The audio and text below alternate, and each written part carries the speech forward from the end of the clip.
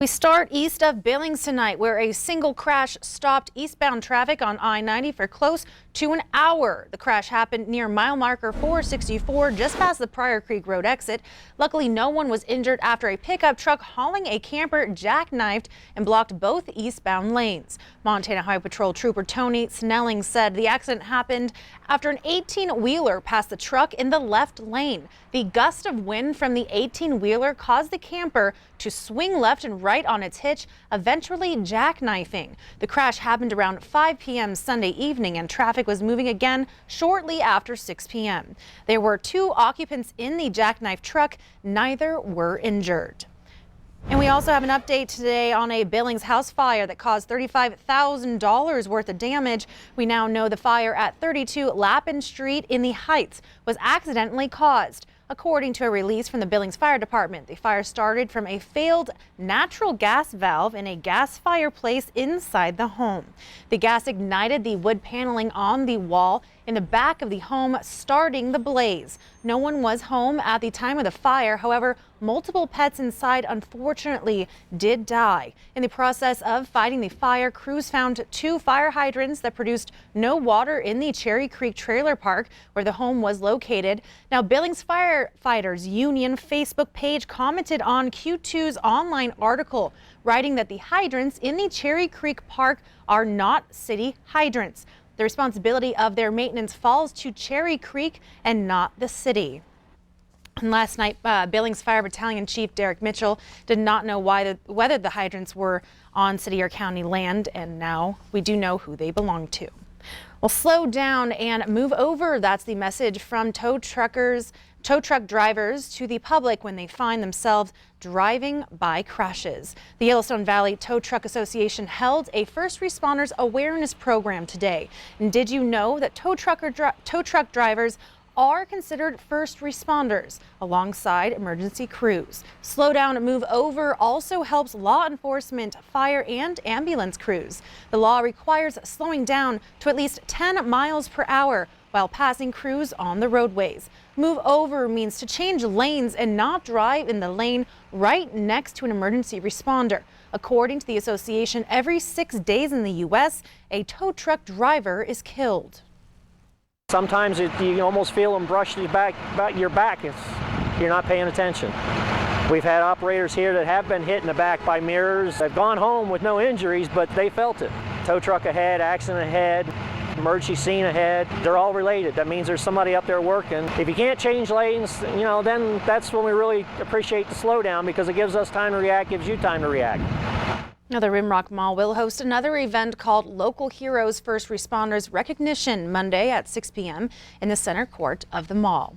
Well, turning now to weather with Rob Griggs. Watches and warnings coming our way.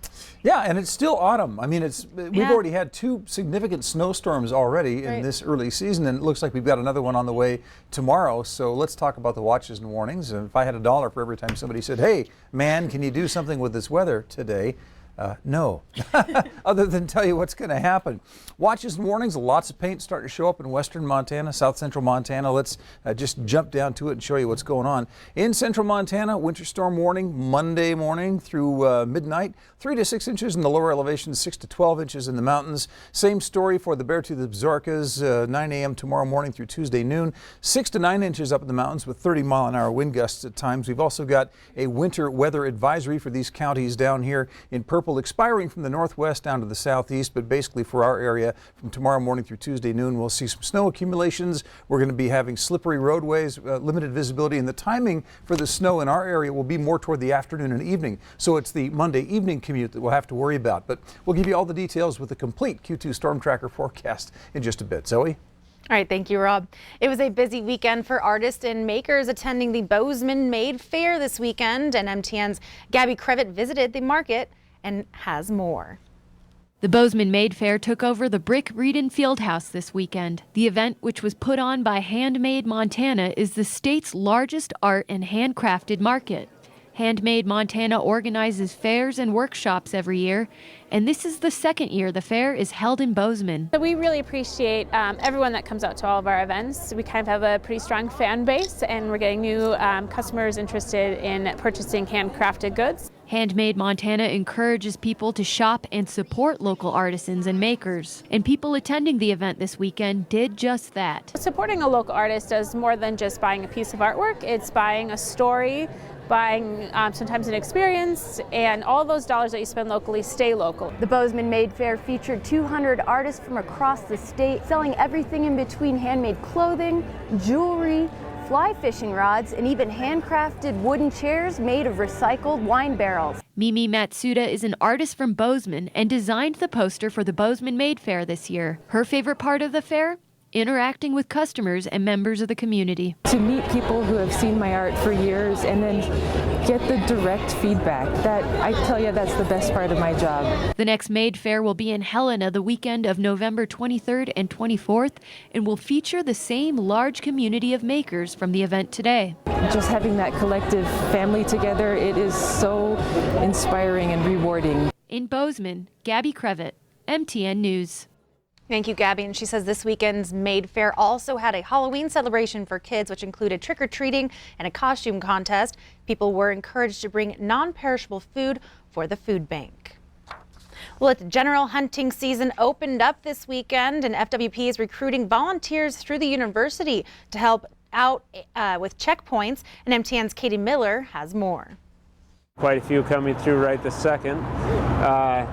So yeah, I think we're going to have a pretty good weekend. Montana Fish, Wildlife and Parks is back at hunting checkpoints across the state. We generally do not have this cold of weather for the opener, and we see a lot more success when the weather is cold. Maxwell Anderson is a wildlife biology student at the University of Montana, and this year he's volunteering to help. But I've always wanted to do this. It's how I can further myself in my career.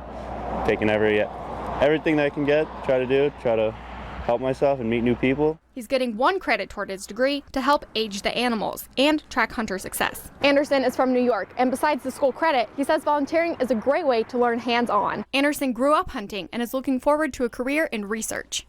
I love the woods. I really wouldn't rather be anywhere else. It's kind of my thing. FWP says off Highway 200, they're mostly looking for trends.